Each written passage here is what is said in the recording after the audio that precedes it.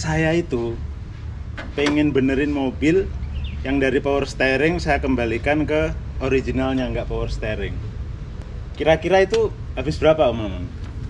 Kalau boleh tahu apa alasannya Mas mau dibalikin lagi? Kan udah enteng mau berat lagi kan? Nah, apa nih kira-kira?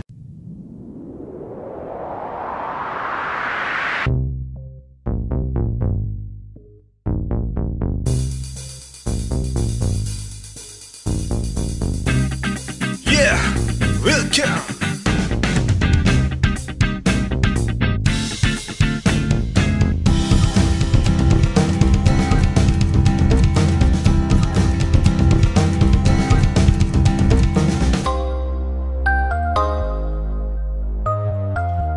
Welcome in the house.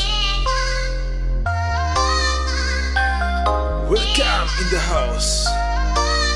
Please subscribe.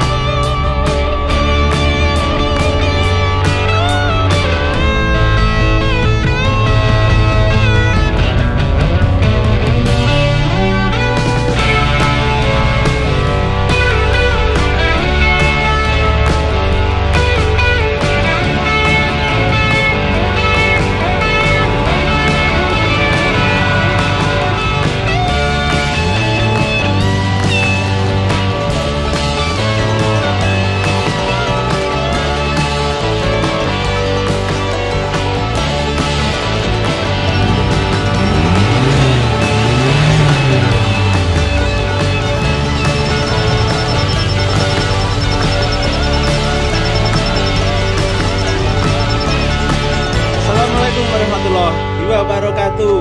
Ini saya sudah sampai di bengkelnya DAC. Kebetulan beliau ownernya Om Halo, Mamang teman-teman. Mawardi. Assalamualaikum. Seperti yang saya bilang tadi ya, saya pengen konsultasi masalah power steering karena mobil Starlet saya saat ini menggunakan power steering. Mobilnya Starlet kotak tahun 1989. Nah, jadi begini, Om Mamang. Saya itu pengen benerin mobil yang dari power steering saya kembalikan ke originalnya, nggak power steering. Kira-kira itu habis berapa, Om Mamang? Kalau boleh tahu apa alasannya Mas mau dibalikin lagi? Kan udah enteng mau berat lagi kan? Nah, apa nih kira-kira? Jadi gini, pengalaman kemarin kan sempat saya dari Blitar ke Madiun bawa itu mobil masuk ke jalan tol. Oke. Jalan tolnya kan apa namanya? Selain aspal itu apa satunya? Cor. Kan cor ya, jalan tolnya cor. Saya tarikin nih kenceng. Kadang rada goyang begini setirnya, dikit gitu. Oke. Nah, saya belum pernah ngalamin yang non power steering ya di jalan tol. Apakah sama seperti itu? Apakah anteng gitu? Kalau kita kupas teknisnya sih sebenarnya itu masalahnya bukan di power steeringnya Mas. Bukan di power steeringnya. Kita cek dulu kaki-kakinya. Yang membuat dia begitu jalan di jalan itu nggak stabil itu apa? Karena itu bisa jadi ya mungkin bisa dari tirotnya atau dari sayap pusing armnya Mas. Oke. Jadi kalau power steering itu kalau Mas Rudi make sebenarnya ya paling simpelnya satu enteng daripada manual harus tidak ada leakage, nggak ada kebocoran, ya kan. apa namanya feeling atau beratnya mutar ke kanan atau ke kiri itu sama, smooth.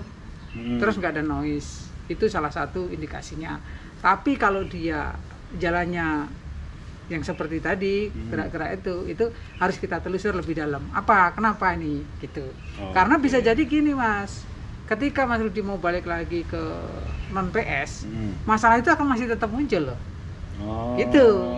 Jadi kita tracing dulu masalahnya di mana. Gitu. Tapi kalau ibaratnya Mas Rudi mau pengen balik, saya mau pengen ke standar nih, nggak power steering gitu kan. Ini kan sekarang udah power steering.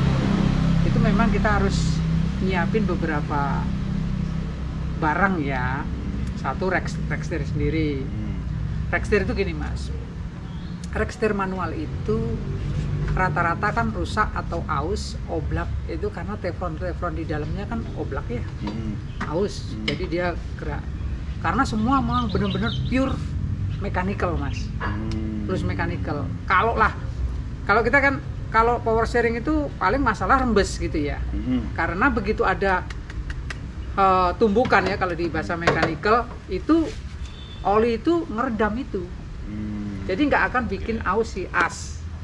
Gitu.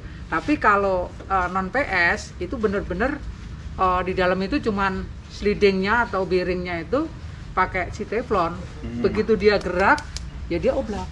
Satu itu. Nah, begitu asnya dia oblak akan berpengaruh ke steering rack-nya. Iya kan? Dia kan dari vertikal horizontal ke vertikal. Nah, ini nih Mas Agir kan main kan. Ini yang sering jadi kendala itu sebenarnya di sini. Nah, nanti kalau ibaratnya mau balik ke standar, pastiin benar-benar rack yang akan kita pilih itu masih benar-benar sehat. Karena kan kita ada kasus beberapa teman-teman, saya pakai profil ban sama, suspensi sama, ya kan?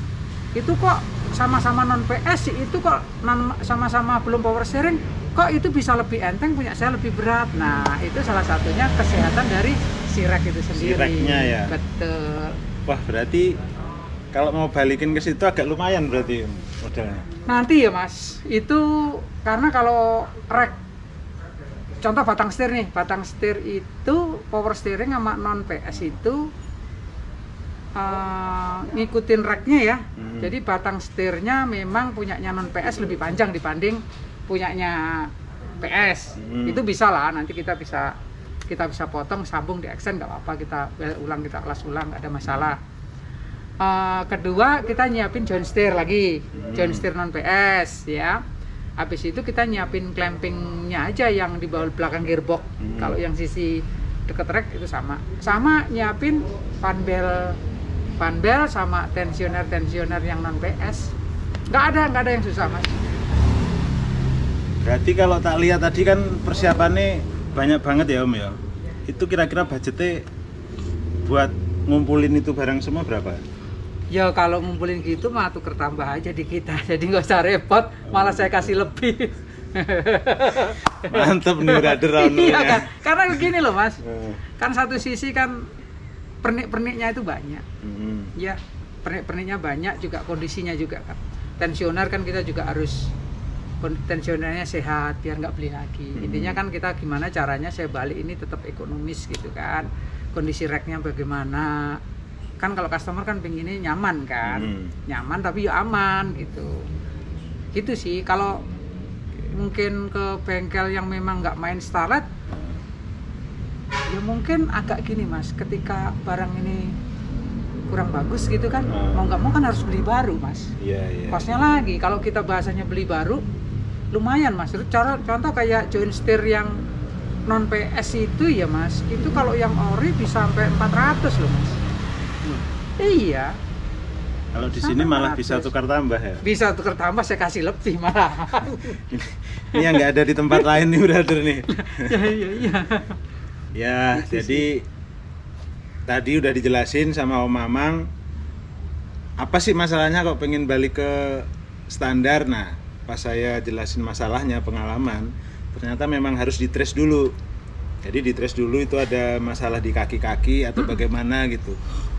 Ya jadi kalau menurut saya sih ini kan lagi COVID ya Om ya. Memang bener sih kita harus trace dulu. Misalkan trace Ternyata dipakai nggak ada masalah, ya udah nggak usah diganti, biarin. Karena kan rada aneh nih, dari sudah PS kok balik ke non PS gitu kan? Dari sudah PS kok mau balik ke non PS, itu kan aneh. Orang pengennya kan dari berat kan ke enteng, dari AC-nya yang dingin, dari yang nggak dingin mau ke dingin gitu kan. Ini kok kebalikannya gitu, jadi nyentrik gitu.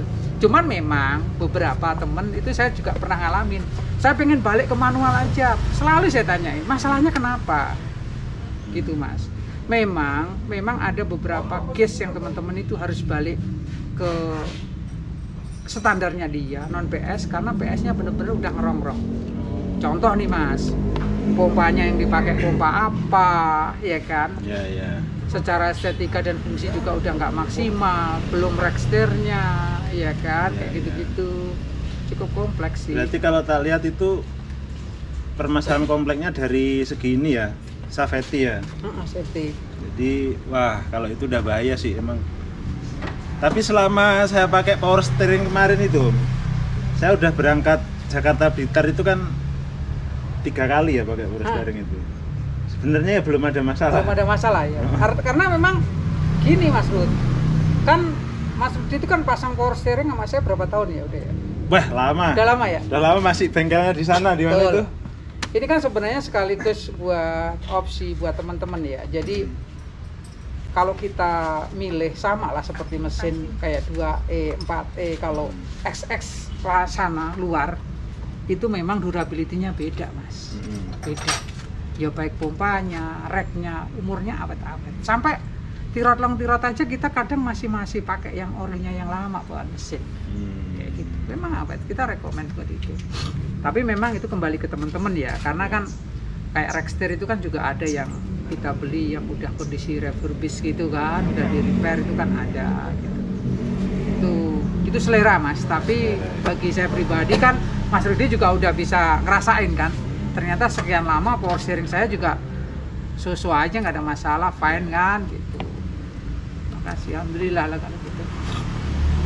Oke brother, dulu memang saya bawa mobil itu ke Jakarta kan udah power steering, cuman permasalahannya dulu itu buat pompanya itu beda, bukan bawaannya. Nah akhirnya dibenerin lah sama Om Mamang.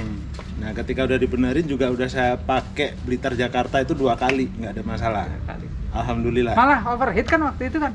Ya. Iya kan, cuman betul. Masalahnya waktu begitu kita buka head, nggak taunya di jalur water jacketnya gumpal apa ya, kayak sealer ya, sealer waktu itu.